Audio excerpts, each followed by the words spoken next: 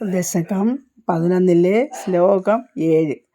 ത്വദീയഭൃത്യാവത കാശ്യപാത്തൗ സുരാരിവീരാ ഉദിതൗ സന്ധ്യാസമുത്പാദന കഷ്ടചേഷ്ടൗ യമൗ ച ലോകസ്യ യമാവിവാന്യൗ.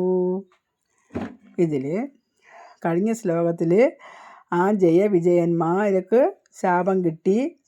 സനകാദികൾ ശാപിച്ചു, അവർ 2 അസുരന്മാരായി മാറട്ടെ എന്ന് പറഞ്ഞു. അതാണ് ഇതിൽ. ത്വദീയ ഭൃത്യാവത, ആ അങ്ങയുടെ ഭൃത്യന്മാർ, അഥ അനന്തരം, അവർ 2 കാശ്യപാത്തൗ, അവർ 2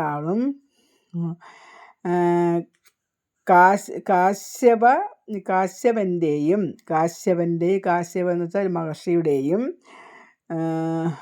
സുരാരി വീര 2 അസുരന്മാരായി. തൗ സുരാരി എന്ന് പറഞ്ഞാൽ അസുരന്മാരായി.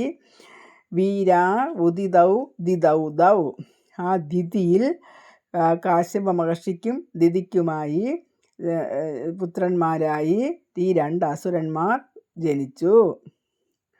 സന്ധ്യാസമുത്പാദന കഷ്ടചേഷ്ടൗ, സന്ധ്യാസമയത്ത് ഉൽപാദനം നടത്തി. ആ കഷ്ടം, ആ ചേഷ്ടൗ, ആ ക്രൂര സ്വഭാവമുള്ള യമൗ ച ലോകസ്യ യമാ വിവാന്യൗ, ലോകത്തിൽ തന്നെ പേടിപ്പെടുത്തുന്ന 2 അസുരന്മാരായി മാറി.